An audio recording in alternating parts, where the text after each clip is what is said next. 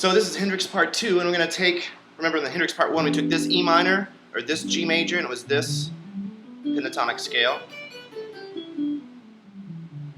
Well, now I'm going to do E minor up here, or G major up here. So this is what I call the Hanson chord. It's an open Girl Scout G, and when little Girl Scouts grow up and put capos on, they become Hanson, right? Though I hate this chord. It's hard to make because it's so stretchy and it sounds stupid. I don't care how hard it is to make, but it sounds stupid, so I don't want to do it. But I do like this chord, right? Which I'm going to call sort of like the inversion of this is G, what I call the double bar at 10th fret. I'm on the 5th string is my root, G, country roads, and then I keep the same guts here. So instead of playing my ba with my third finger, put my ba with my first finger. So first finger and then the B. Because here I say noodle. I don't get too much noodle because see, first of all I can noodle with is pinky because it'd be moot or mute, more specifically. So there, all I can do is my pinky, and that's a pretty weak finger to noodle with anyhow. So there's no real good noodle notes there. I can do a little bit, or yeah. But I would rather do this and do this G with a B in the bass. That's a B note. And now I've got all kinds of noodles. So I'll play the chord here, then jack it up to do some noodlings. I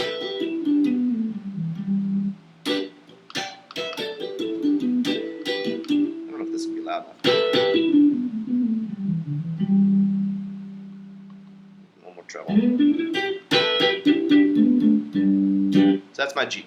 All right. So we had the G chord here, but I said you could also play G here, or you could play G here. We have E minor. Take your pinky off, that becomes E minor 7th, or you can play Carlos Santana, E minor 7th. So this E minor and this G are very similar, but this E minor 7th and this G are very similar. I'm just taking those, basically put those notes off. Oops, that one's not similar. So either way, you can do all this. So you got G, or G, or G, or E minor 7th, or E minor 7th. The scale is the basic scale, the first scale you ever learned probably, before you even knew about me. It's what people call the box. We're going to do the same thing, double stop it.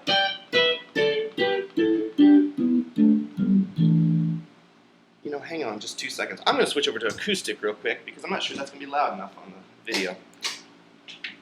Alright. Loud enough either.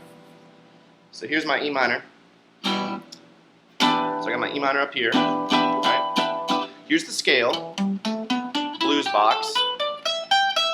Now there's some passing tones that in the actual blues scale has that note. You should be aware of that too. A little passing tone. So we double stop it. Right? And it's a little easier than the last shape because it's all about the 12s. There's no tuning discrepancy moving over. I'm not using pinky, but I could. I could use pinky on everything if I want to. Then we could sequence it. Cool. Or NPR it. Remember, it's kind of a very mathematical, very formulaic lick. Patternistic, but it can create cool little sense of whatever that sense is.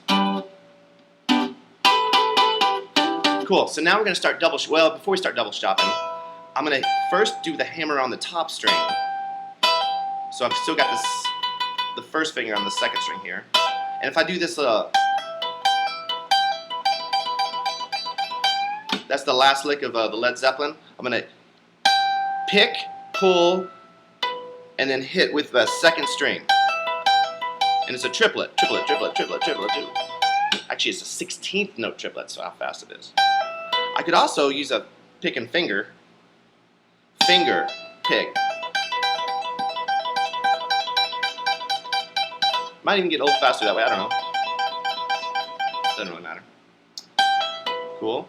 Now I'm going to hammer on the second string. I think this is going to be a little stronger for these double stops, is to have the top string the same, but hammer on the second string. Now here it's on the third string. Move over one, same thing, and then I can either hit that note here, or I could have slid down or slid down into that note somehow and got to the E minor 7.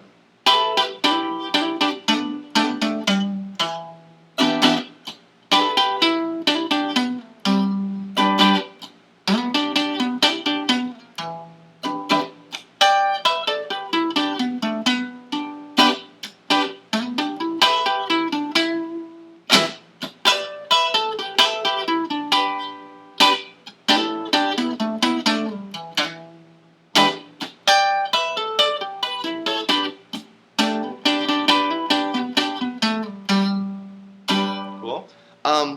Real quick with this, this is a great Sierra Vaughan lick, is to hammer on 3 times, third string, reverse rake, bucket of fish, bucket of fish, bucket of fish, 16th note triplet, da da, bucket of fish, one dum dum dum dum. Remember when you hammer, even though I'm doing this several times, you don't want to go. You want to leave that hammer down as long as you can and then take it off. Don't make it louder.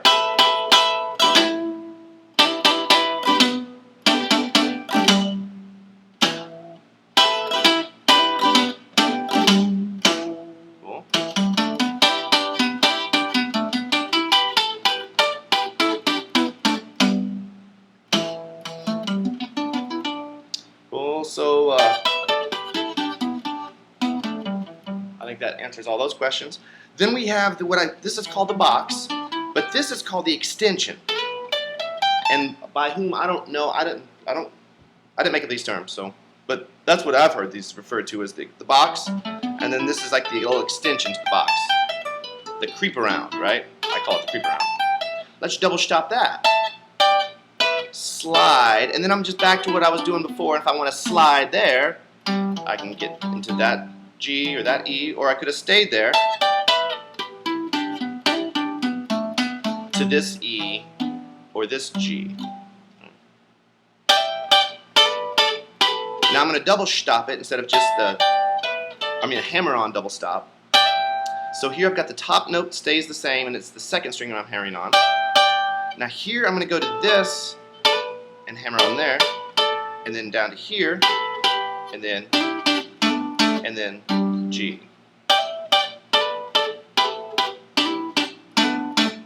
Cool. Now here's another little lick.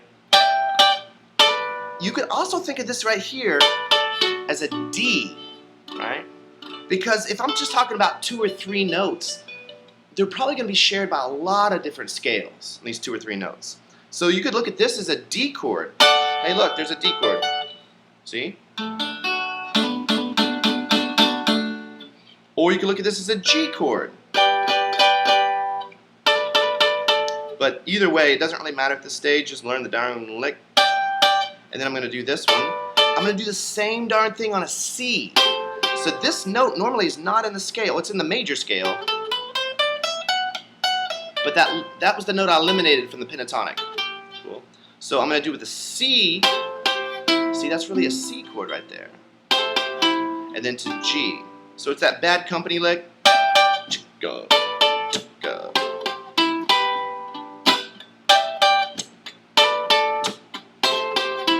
And it's really just G, D, C,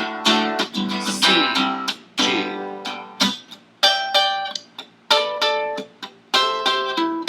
Cool. So I'm making the changes, or I'm outlining each chord as I go through it.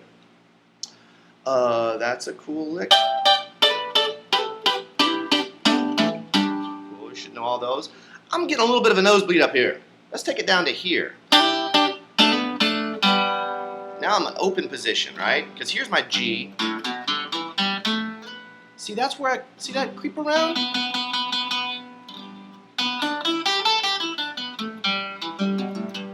Right?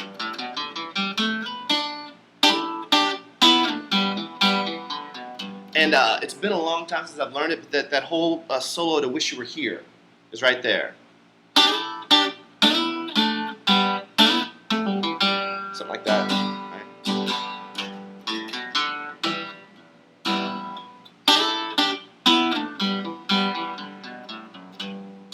Notice I didn't put a little extra note in there, didn't I? Cool. So this is my G. Now here's a note. Now in the pentatonic, I take this note out. But if I want to play the violin and film songs, I have to put that note back in. Now I can use it with my pinky. That makes, what kind of chord does that make? Suspended. Suspended, right? It's hanging in there because this makes it major. This makes it minor. This makes it neither. I think we talked about this cross picking before. If I go 1, 2, 3, 1, 2, 3, 1, 2, 1, 2, 3, 1, 2, 3, 1, 2, and I'm doing the 4th string, 3rd string, 2nd string. 1, 2, 3, 1, 2, 3, 1, 2. Because I'm going to go 1 and 2 and 3 and 4 and. I want 8 notes. So I need 8 notes. So if I go 1, 2, 3, 1, 2, 3, 1, 2, 3, that's 9 notes. That's 1 too many. So I go 1, 1, 2, 3, 1, 2, 3, 1, 2. And while the other band's playing this, G to C or something, the lead rhythm guitar player in your little hipster band's going to do this. Or something like that, or cool. So I'm going to call this the Norwegian wood lick. Once I had a girl. Now, they don't really do it out of this shape. They do it in a different chord. They do it in D. Totally different, but this is the lick. Da da da da da.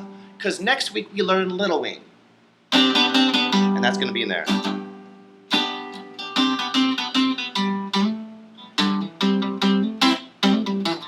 And all these licks are going to be in there. So, dum da. That note's not in the pentatonic, but it's in the major scale, so I just put it back in there. Cool. I don't have to stay strict to pentatonics. It would be a boring life if I did. Cool. So D and G. Here's the G. Here's the G. Here's the D. Pinky. Now this was back to that original shape we did last week, of like a G chord, a C shape. That was the first hammer-on we probably studied, but now I'm going to use pinky here. A little tougher here because now I got to use my pinky where I didn't necessarily have to use my pinky. I could have, or I could use 3. Cool. Here's D and G up here. And this is out of the G shape. Once I had a girl. Cool. Here's D and G here. Now I could be doing it up here, but that's a little too high. So D and G. This is tricky because if you do this, it's going to sound like a C chord. So try to get out the 3rd string. A lot of that other stuff could have been real sloppy. This can't be as sloppy. Cool, so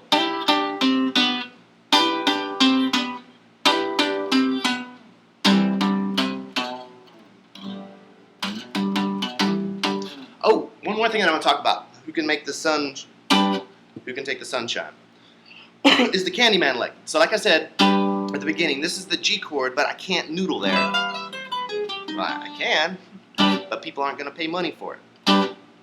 Somebody will somewhere. So if I do this and go, you can take the sunshine, right? The little Candyman can. Shammy Davish. And I just slide back down into G. Well, the cool thing about this chord, like say I've had C, I'm going to be a singer-songwriter now, which is not that much of a stretch, since I am. How about I have a singer-songwriter? I got a song, yeah. I got a really good song, it does this twice, then the G. Cause you don't know, and the deep, I'll make a fool of me. It's a boring song cause I do it twice. I'd be better if I could make it nicer by doing somewhere. So now, see, I'm bored. I'm so bored going home. But if I went C to D, and then play the C chord but with the E in the bass, and then the D chord with the F sharp in the bass, and then go to G, it feels like I continually climb and create that tension. A little little better here, 'cause I'm creating tension within the G.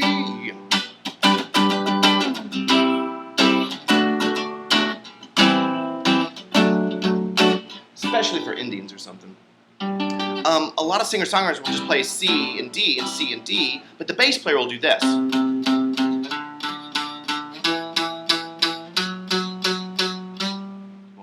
But I can't afford a bass player, so C, D, C with an E in the bass, D with an F sharp, and I could even go to G right here. Now that would be a nice voice leading to go from this D to this G.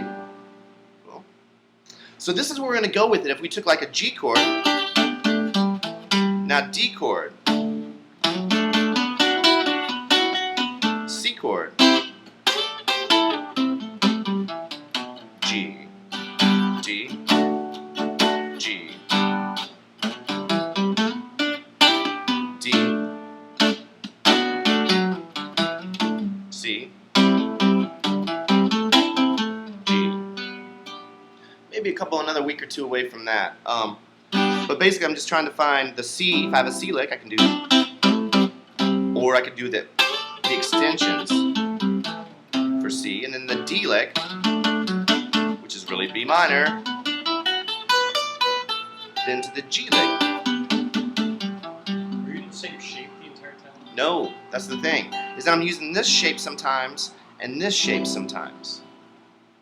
Like if here's my C, and there's my go-to shape, is the C. Here's my D, so these might be the same two shapes, the C and the D, because they're so close.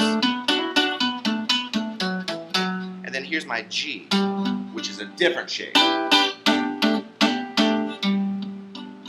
So the shape we did today,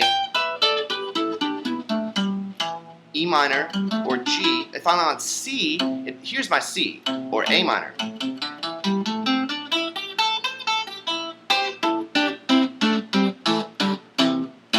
Or C. It's not the box all the way up and down. Yes, that's the Hanson chord right there. Cool. Any questions? Just it's not the box the entire way up and down, because the 7th fret it was the Right. different shape. Right. 12th Right. fret it was the box. Right. But so I'm doing the box now down at the 5th fret for A minor or C, or then for 7th fret for B minor or D major, and then I go to the shape that we learned last week for the G, which is not quite the box, yes. Or G. But for the most part, I mean, that was a little bit more advanced. All we need to really learn is just all those licks that I did in the first 10, 15 minutes of this. So, you can take the sunshine, do-da-do-do. So go dum, ba dum. Let's make sure we get that one. G, so it's 1, 2, and 3. Slide one up, back to the 5th string, hammer, 4th string, slide out, and then I let my G fall.